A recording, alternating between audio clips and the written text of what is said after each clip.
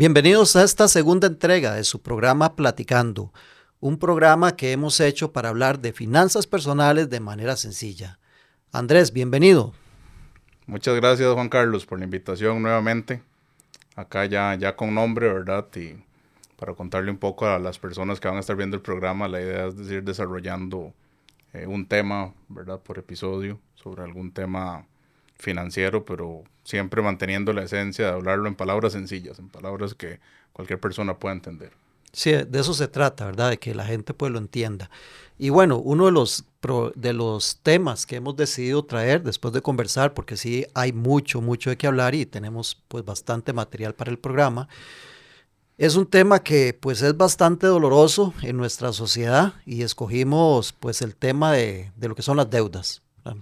Sí, claro, las deudas desde un contexto, desde la posible ignorancia, ¿verdad? De la gente, o desde un contexto de que tampoco tienen que estar, disculpando la expresión, satanizadas, ¿verdad? Se pueden utilizar como un medio de apalancamiento, se pueden utilizar para lograr muchos proyectos, se pueden utilizar para desarrollar negocios.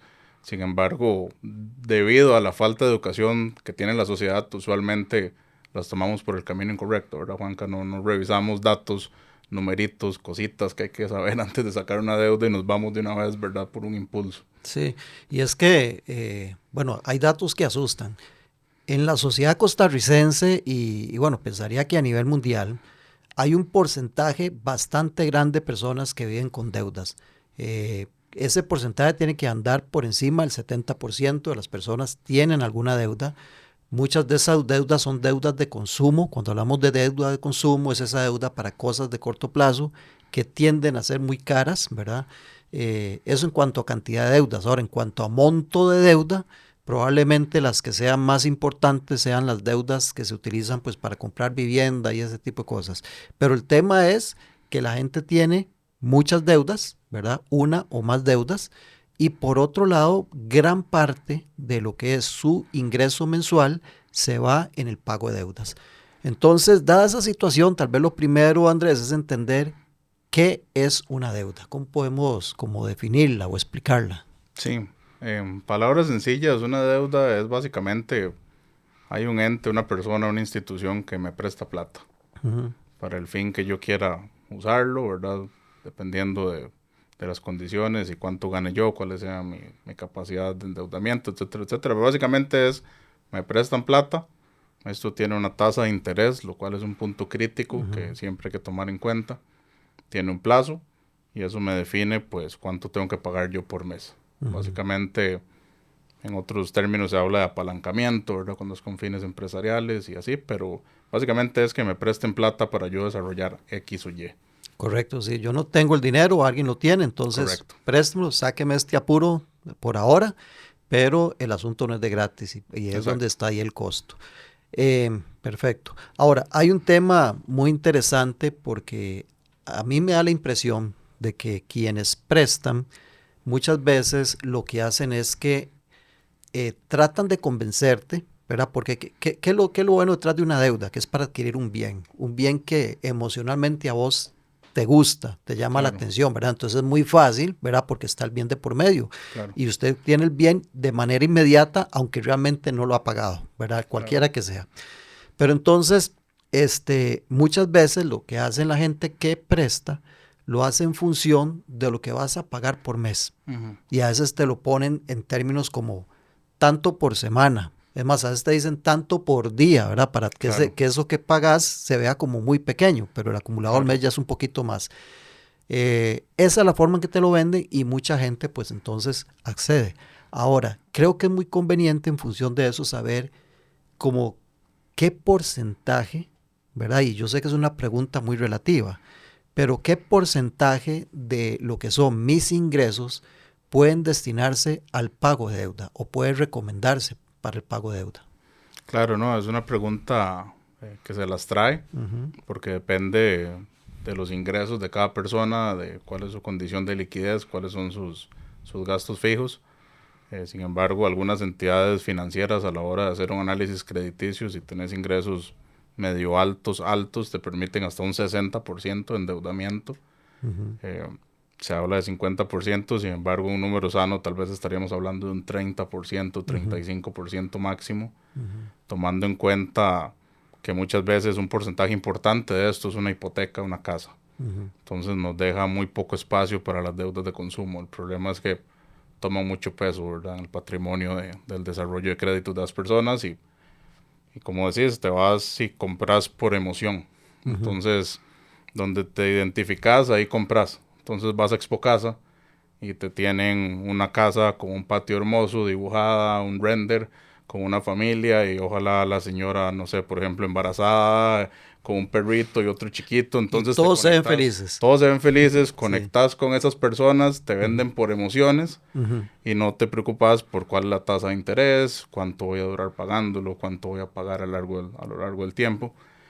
Y algo que sucede mucho es eso que decías de enfocarse solo en la cuota, Exacto. ¿verdad? Porque yo conozco gente, conozco clientes y amigos conocidos que han financiado, por ejemplo, una hipoteca y no saben ni siquiera cuál es la tasa de interés. Exacto. Y no solo saber el número, sino cómo se va a comportar, porque estas tasas de interés, aprovechando hablar del tema, usualmente se desarrollan de manera variable.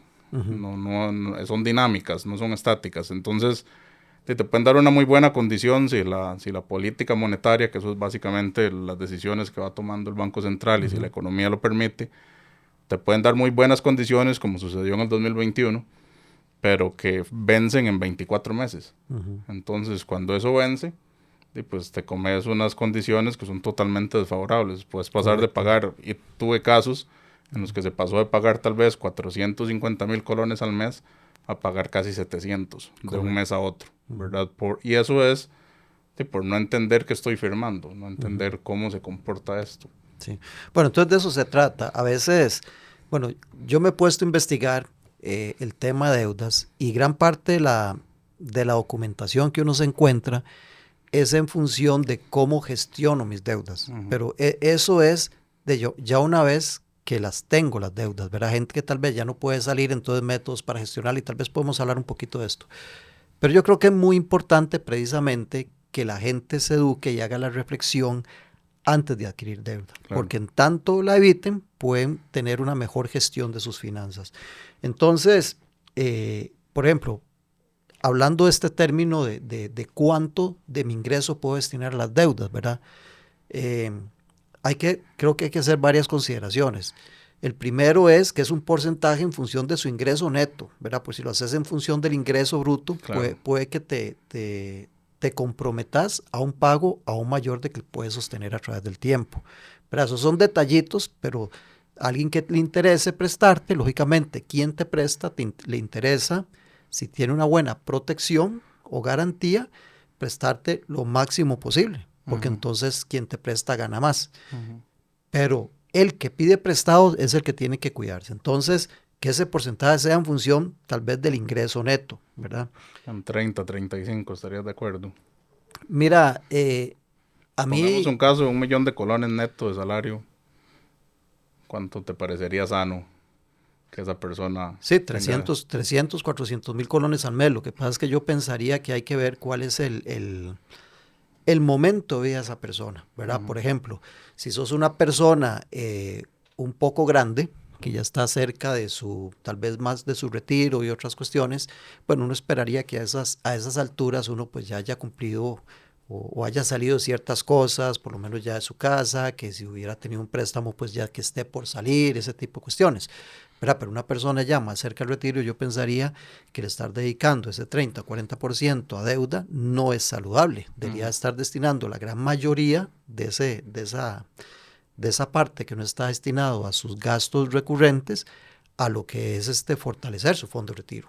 Entonces, eso es muy relativo. Una persona joven, pues tal vez sí pueda destinarlo, porque tal vez todavía no tiene nada y tal vez si entra algo patrimonial, pues le puede entrar el asunto. Considerando, que eso es muy importante, que lo que comprometa en ese pago, probablemente sea por un plazo relativamente largo, eso le va a limitar el acceso a otras eventuales deudas. Y no es que estamos promoviendo que se endeude más, ¿verdad? Pero que sí tenga esa conciencia. Entonces al rato dice, no, me comprometo un 20% de mi ingreso para dejar el otro 10% para otras deudas ahí un poquito más recurrentes, más pequeñas, más de cuestiones de mediano o corto plazo. Claro, claro, no, me parece súper sano porque a veces no necesariamente es lo racional, sino lo razonable en el momento. Y tenés una hipoteca, compraste una casa, pero tal vez existe la necesidad después de comprar un carro por X o Y razón, ¿verdad? Entonces necesitamos tener cierta holgura en caso de que un proyecto así lo necesite. Mencionabas algo que era qué hacemos antes de tomar una deuda, ¿verdad? Exacto. Estos puntos que hay que analizar. Ya mencionamos la tasa de interés, ¿verdad? Entender muy bien qué es eso, cómo funciona.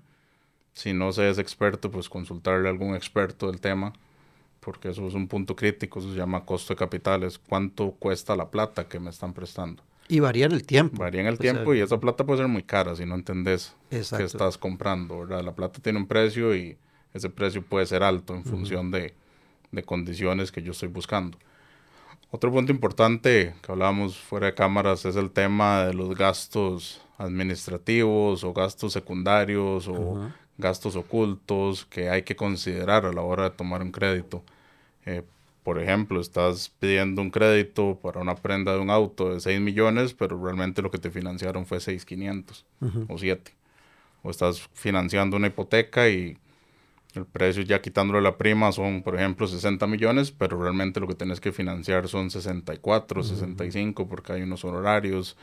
De un pronto a otro te llama el que te está llevando el caso y te dice, mira, deposita ya 600,000 colones porque mañana van a ir a hacer el avalúo.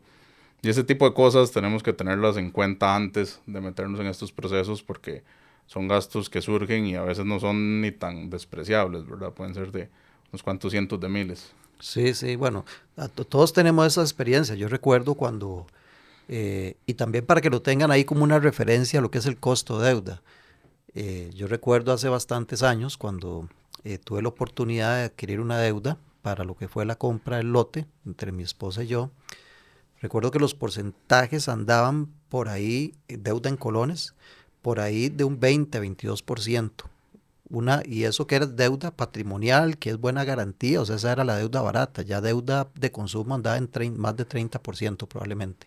Entonces era una deuda muy cara si lo comparas con los intereses que hay ahora. Ujú. Pero recuerdo que habíamos pedido unos 2 millones para lo que era la compra del lote y cuando ya nos dieron lo que nos correspondía, eh, eran bastantes cientos menos, yo creo que era como 1.700.000, una cosa así, y todo lo demás eran costos administrativos y que la escritura y no sé qué. El tema es que a uno lo agarra un poco ahí desbalanceado ese asunto. Entonces, Claro, eso que vos decís de esas consideraciones son fundamentales para planificarse bien en la deuda. También me he dado cuenta con varios clientes que empezamos a hacer el análisis de su situación de deuda, que a eso uno les pregunta, bueno, ¿cuánto es el costo de tu deuda? O sea, ¿cuánto interés estás pagando?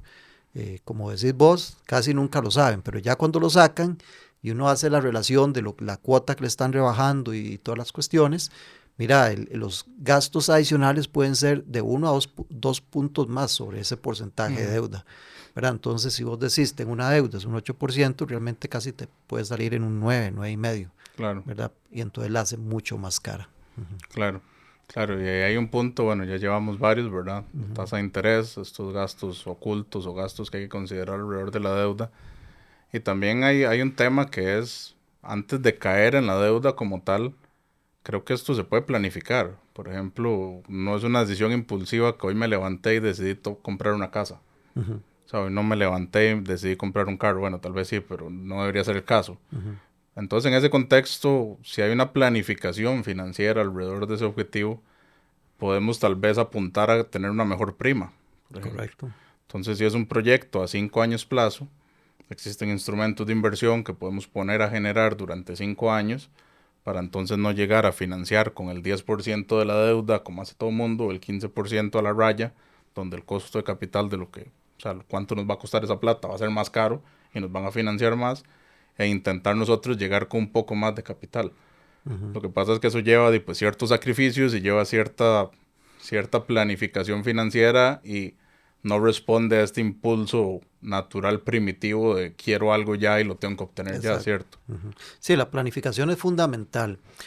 Eh, Hablando de eso, creo que también es importante en esa planificación que uno mida cuál es el tipo de bien que quiere, ¿verdad? Si es un carro, si es una casa, bueno, cuál es la casa que yo puedo comprar con mi nivel de ingreso. Claro. ¿verdad?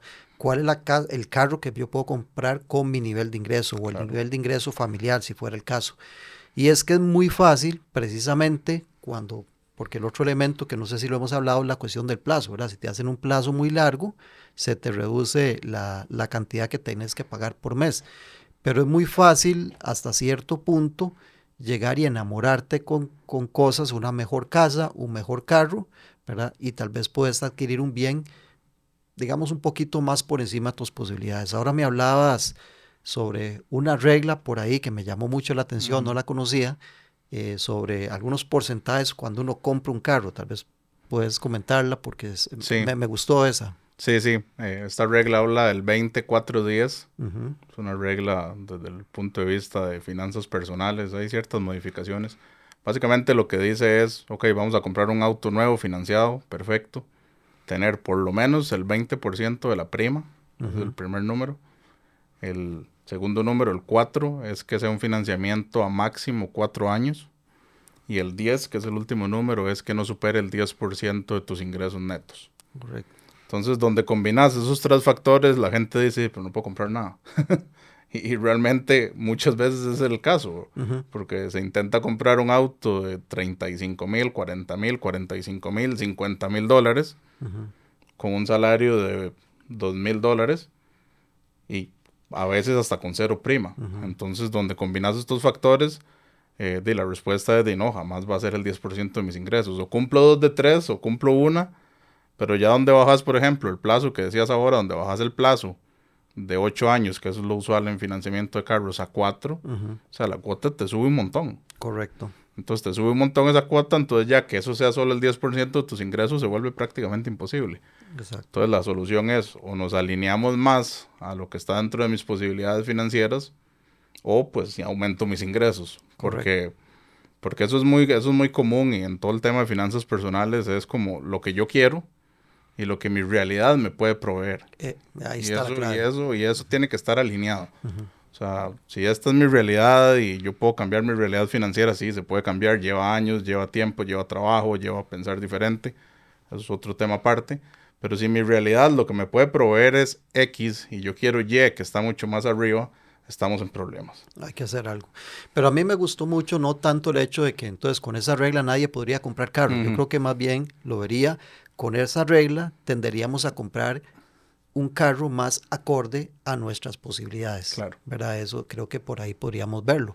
Y sería bueno, ojalá que exista para la cuestión de vivienda y otro tipo de cuestiones, Ujú. eh, precisamente para que la gente tenga un parámetro de decisión de por dónde van las cosas.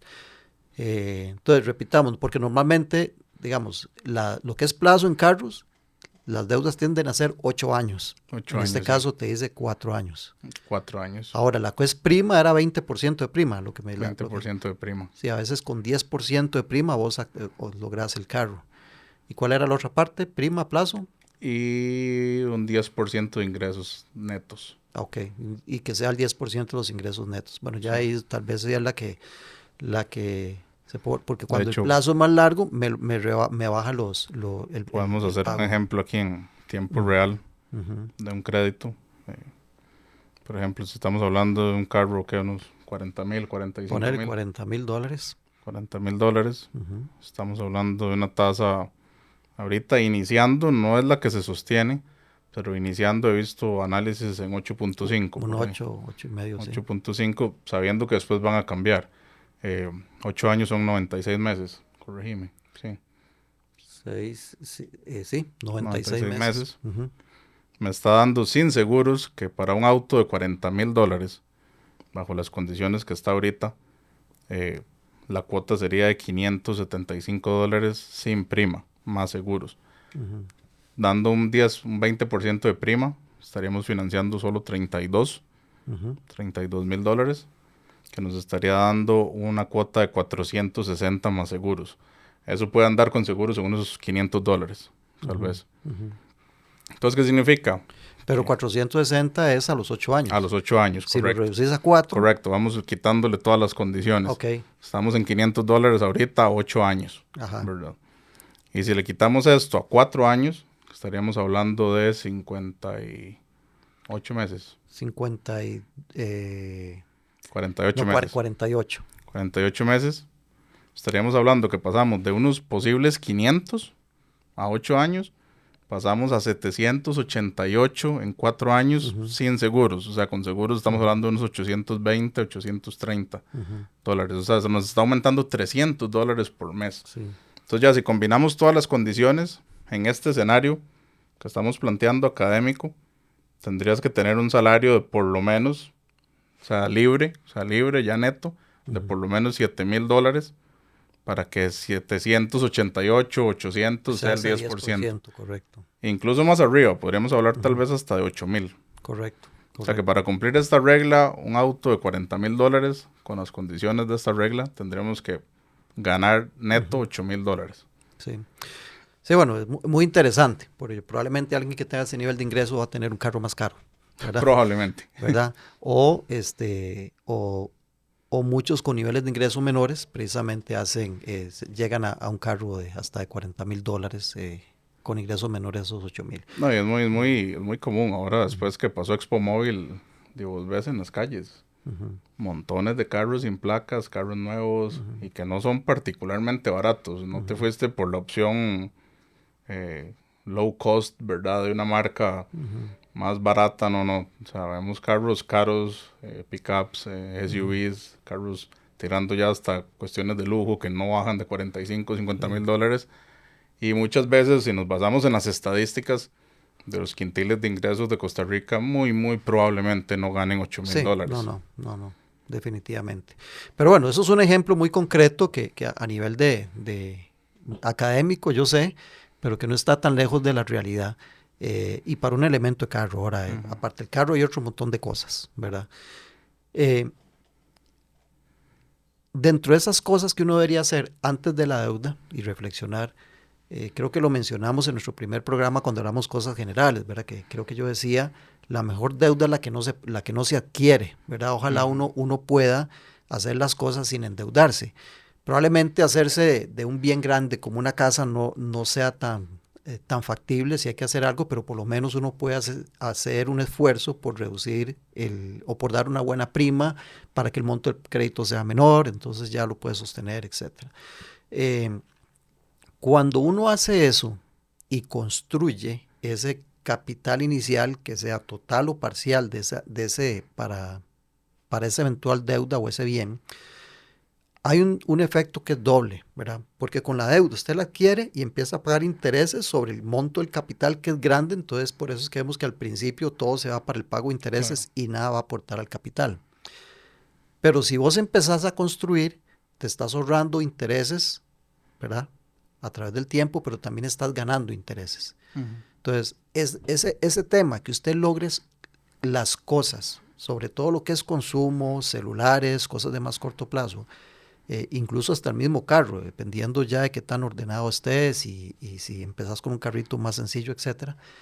Pero el hecho de ganar intereses sobre lo que vos vas acumulando, ¿verdad? Porque está invertido, y el ahorro de intereses de las deudas que no adquiriste, ¿verdad? Eso es un montón de plata. Es un ganar doble. Es un ganar doble y es un montón de plata. Y es un montón en el rango de millones. Del rango de millones, exactamente. Yo a veces me pregunto, ¿verdad? Porque, y parte, y lo hablamos la vez pasada, parte por lo cual yo me dedico a esto es porque gracias a Dios uno empezó a ahorrar desde muy chiquitillo, ¿verdad?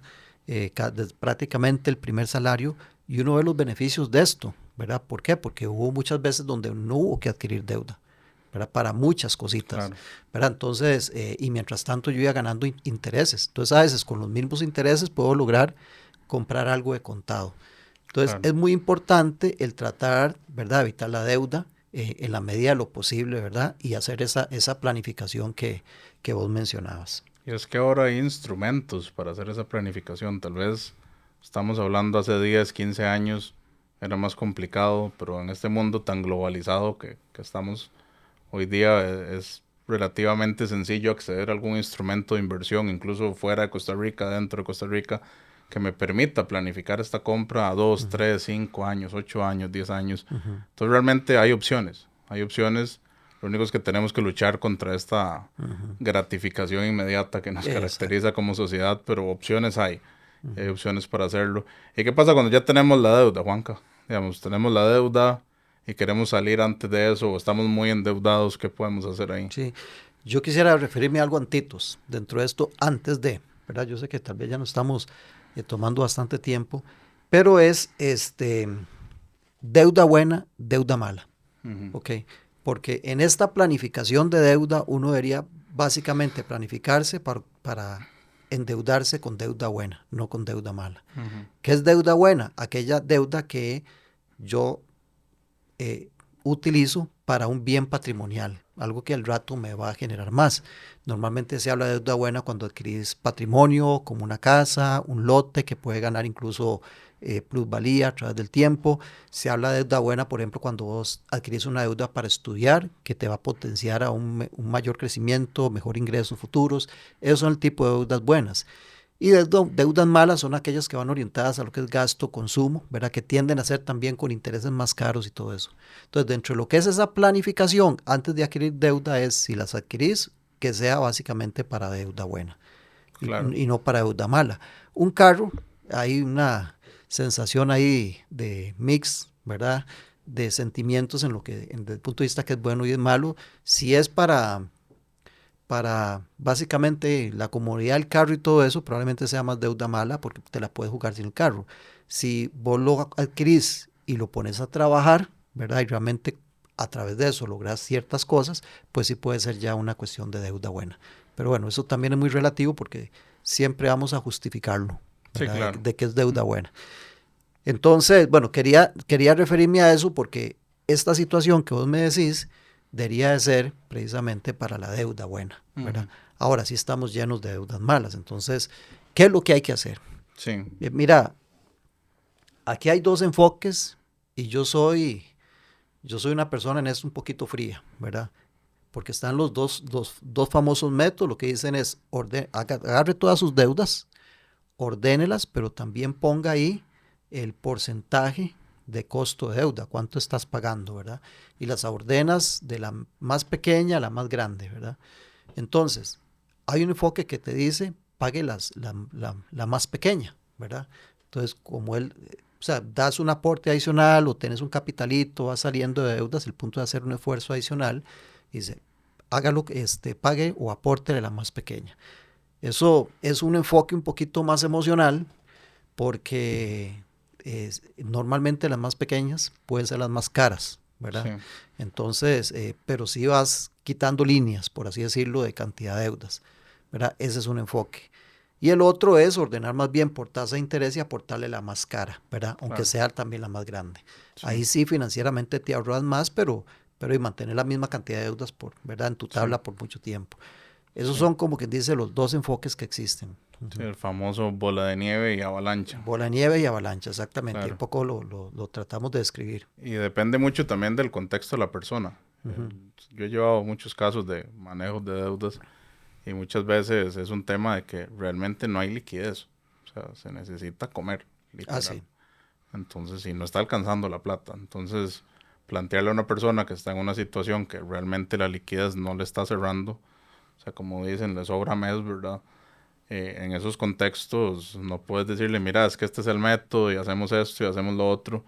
El rango de acción se limita bastante. Correcto. Y algo a lo que nunca queremos llegar o evitamos llegar es a los famosos refundición de deudas. Eso debería ser la última carta, porque ¿qué es lo que hacen? Te dan una noción de que tenés más liquidez, pero lo que están haciendo es extendiéndote el plazo. Exacto. Eso es Entonces, poner un parche, ¿verdad? es poner un parche. Siempre nos quejamos en las carreteras, ¿verdad? De que pasan, ponen parches, pero no la hacen nueva, ¿verdad? Es exactamente el mismo concepto. O sea, en el plazo inmediato nos sirve, pero en el largo plazo no. Y es que eso va, por ejemplo, planteemos el escenario, ya la persona tiene la deuda, tiene muchas deudas malas, tiene una mala relación con el dinero. Incluso saldar la deuda no soluciona el problema, no soluciona el problema raíz porque esa persona va a volver a caer en lo mismo. Bueno, ese es el comportamiento que Exacto. hablábamos la vez pasada, ¿verdad? Entonces, si esta relación con el dinero no está sana, no estoy entendiendo intencionalmente, conscientemente a dónde va mi plata, cómo me relaciono con la plata, qué hago con el dinero, los problemas de deudas muchas veces no se solucionan con plata. O sea, uno dice, mira, es que he tenido casos de 68 millones de deudas en deudas de consumo, ni siquiera una casa, Wow. 45 millones, 35 millones y el asunto es que si aparece un genio y te pone al frente esos millones y vas y cancelas, el problema no se soluciona. En 6 meses, un año, 2 años, la persona va a estar igual o peor, porque no hemos trabajado la parte primordial, que es cambiar el paradigma, que es pensar diferente, entender por qué llegué ahí. Sí. Entonces muchas veces el primer trabajo, incluso antes de plantear los métodos objetivos y tomar acción sobre eso es, ok, sos consciente de por qué caímos aquí. O sea, ¿qué me hizo llegar aquí a este punto? Sí, entender la causa raíz de eso. Es entender la causa raíz que muchas veces viene de una mala relación con el dinero y con la gratificación inmediata y con la impulsividad de mis compras y otro montón de cosas. Pero sí, definitivamente estos dos métodos son buenos, funcionan, están comprobadísimos y siempre dejando como última opción la refundición de deudas porque incluso es un poco triste, porque digamos que sumando todas las deudas pagás por mes 400,000 pesos en deudas de consumo. Te lo refunden, pero habían unas deudas que cancelabas en un año, que cancelabas en año y medio, en 2 años. Y te la tiraron. Y te metieron todas en una sola bola, y esta bola te la tiraron a 12 años. Y claro, ya no pagas 400,000, ahora pagas, no sé, 280, 320. Entonces, en el corto plazo uno piensa, me estoy ayudando, tengo más liquidez, pero en el largo plazo realmente estoy pagando un montón de intereses sobre pequeñas deudas que a veces, incluso lo que tenían era un piquillo de alguna tarjeta de crédito de 200,000 pesos, que pudo haber salido en cuestión de 6 meses, un año de eso, y ahorrarse un costo de capital importante, y no, lo metemos todo en una sola bola, ¿verdad? Y lo extendemos por 12 años. Entonces, lo que hacemos es, además del parche, es ir pateando la bola para adelante. Sí, entonces, ¿qué hacer? ¿Verdad? Yo diría 3 cosas. Lo primero, un poco lo que hablamos, tal vez como para ir recapitulando también es importante antes de adquirir la deuda entender todo este panorama. Sí. Porque el qué hacer es, si usted lo entendió, probablemente no vas a estar en una condición donde no tener liquidez para aportar la deuda. Eso es lo primero y fundamental, mundo ideal, ¿verdad? Planificarse bien y cuánto de mi presupuesto voy a destinar a deudas, qué tipo de cosas voy a adquirir con eso y hacer todo este tipo de análisis y en su momento ver opciones que esta me ofrece mejor condición y otro montón de cuestiones, entender muy bien el asunto de los intereses que pueden ser fijos en un tiempo, después suben o incluso la cuestión del tipo de cambio, ¿verdad? Que es otro gran tema, si me endeudo en colones, en dólares, si gano en colones, en dólares, ¿verdad? Etcétera, porque por tipo de cambio también puedo ver un poco de impacto en lo que es la mensualidad. Eso es lo primero. Lo segundo es, si tenés un exceso de liquidez, o si no lo tenés, pero está muy ahogado, te tenés que buscar un poquito más. Entonces, a la larga, te sirve por un periodo de tiempo un ingreso extra, que puedes ahí buscarlo, ¿verdad? De manera temporal, precisamente para gestionar esas deudas. Y es interesante, el otro día hice unos números que para una deuda determinada, si usted aumentaba el aporte mensual en un 20%, reducías el plazo casi en un 50%, para una deuda de 30 años, ¿verdad? Porque lógicamente hay que verlo. Entonces vale la pena al rato hacer un esfuerzo adicional, porque de reducir el plazo un 30% dejas de aportar la mitad del tiempo. Entonces prácticamente te salió a la mitad del costo todo eso, ¿verdad? Entonces ese aporte adicional en cualquiera de los dos métodos, ¿verdad? Funciona súper bien. Funciona súper bien.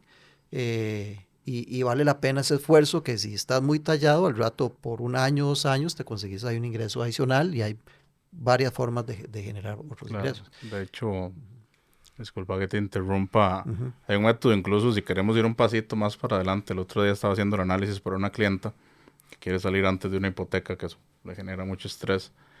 Y descubrí, bueno, no descubrí el agua tibia, pero me llamó la atención los números porque lo que estamos planteando es una inversión. Y planteé varios escenarios, una inversión a 10 años y una inversión a 5 años. Uno creería tal vez que la de 10 años te impacta de manera más positiva, porque te permite desarrollar más, pero lo interesante de los números y del análisis es que te sirve más meterle los 5 años, a veces sea menos plata y terminas pagando menos intereses, porque estás aportando en un punto del crédito donde se están pagando full intereses. Correcto. Entonces, llegar a desarrollarlo hasta los 10 años es dejar pagar muchos intereses durante ese tiempo. Entonces, esa es otra opción, ¿verdad? Si queremos ir como a una solución un poco más elaborada, incluso los instrumentos de inversión nos permiten ok, quiero salir de esto, en lugar de este aporte extra que decías al capital, como el dinero es energía, voy a hacer que este dinero crezca más y lo voy a hacer más intencional. Y en lugar de estar aportándole extra $200 al crédito, voy a invertir esos $200. Y a los 5 años llego y le meto eso al capital. Y ya haciendo los análisis con todos los Excel y todo, pues la conclusión es que te ahorras un montón de millones en intereses, miles de dólares, ¿verdad? Sí, sí. Y creo que cada caso hay que verlo a nivel individual, ¿verdad? Porque también depende de condiciones de cuánto puedo invertir, a qué tasa puedo invertir, cuál es la tasa del crédito, ¿verdad? Entonces puede haber cierto, pero es cierto, o sea, es importante hacer ese esfuerzo adicional.